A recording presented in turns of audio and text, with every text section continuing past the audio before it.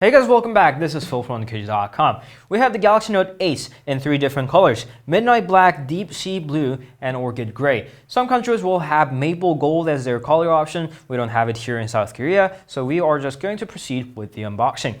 So three of the colors, let's go with the brand new color, Deep Sea Blue. So instead of the coral blue that they have had for a long period of time, this is the new color of the blue. So here's the phone itself. We're just going to pull it out and just put it right there. And there, beneath that is a packet that contains the SIM card tray removal pin and a lot of other stuff. We'll get into that just in a second.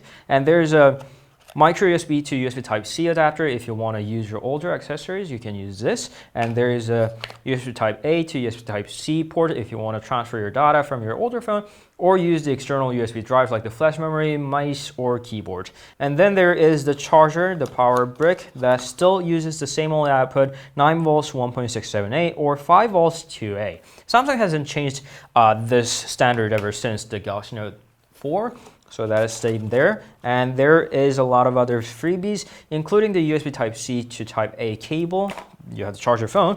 And there is a pair of earphones right there. This is tuned by AKG. I wouldn't really call this an AKG pair of earphones. These are tuned by AKG. These come in freebie in the box. And there is a pen tip removal tool and 5 of the extra pen tips if you want to replace your S Pen. And there are 2 pairs of extra ear tips for your earphones. And that's pretty much it. And interestingly enough, Samsung decided to include a free protective case in the packaging. So inside this little packet, there is a quick guide right there, your guide to Samsung Pay, and then a free plastic case. This doesn't seem like the best case in the world, but it should last long enough until you get the one that you actually like. And let's quickly go through the rest of the colors. There is the Midnight Black, and there is the Orchid Gray that was also seen for the Galaxy S8 and the S8 Pluses. Alright, so what you see here is a 6.3-inch QHD Plus Infinity display. Samsung introduced that firstly in the Galaxy S8 and the S8 Pluses, and they have the same type of display, 18.5:9 ratio in the Galaxy Note 8. The biggest difference between the Galaxy Note 7, 8, or the Galaxy Note Fan Edition and the Note 8, it does not have the front-mounted home button or the fingerprint reader. The home button is built inside the screen as a soft key, and also is pressure sensitive, so you can press hard on the button spot to go home, and the fingerprint reader is mounted on the back instead. Now that it's turned on, let's go ahead with the settings very quickly. Alright, so we're done with the settings, and before we go into the actual software, on top of that is a receiver. Unfortunately, it still does not have the stereo speaker, and a bunch of sensors, including the face recognition through the camera that is also equipped with autofocus, your iris scanner, and your proximity sensor, and so on and so forth. And below that is the new Samsung experience. It comes in the version 8.5, which is even higher than the 8.1 that came with the Galaxy S8, S8 Plus, or the latest updates with the Android Nougat, like the Galaxy A8 2016. The features themselves is pretty similar to the Galaxy S8 or the S8 Plus. You can swipe on any position of the screen to bring out the app drawer. The notification bar looks like this. And there's the edge panel that you can pull out from the side of the screen to access a lot of different functions. But of course, we have to talk about the S Pen and the Galaxy Note series. The S Pen itself is IP68 water and dust resistant, just like the device itself. And as always, you can write straight on the screen and pin that on the always on display. You can edit from there, and they have added some neat new features like the translator that can translate any sentence, and it also converts the currency and the other units of measurement. And then there is a new function called a live message. When you draw or write on the screen, it becomes a GIF image, and you can send it to any other devices, and the trail how you wrote or drew is going to show exactly to the recipient.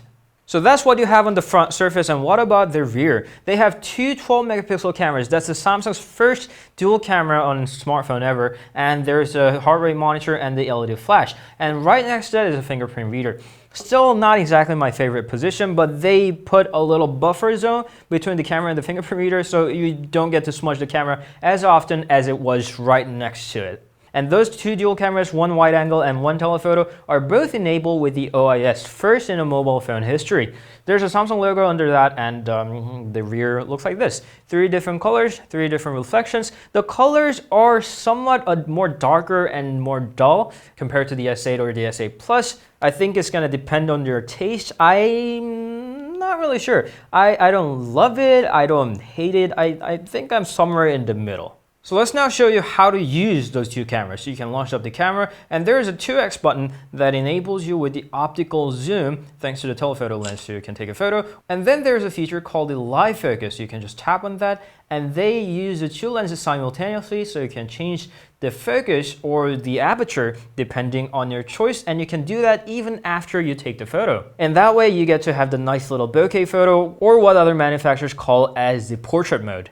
It can also take the both wide angle and the telephoto photo in the same time. They call it the dual capture. There's a feature called the app pairs that launches 2 apps in the same time in the multitasking. It's got a dedicated Bixby button. It supports the Gear VR and the Samsung DeX. And when you finally deplete your 3300 mAh battery, you can charge that back with the USB Type-C port right there. That supports quick charge and also the wireless fast charging as well. There's a speaker on the bottom, 3.5mm standard headphone jack still is here, and that's pretty much what it has.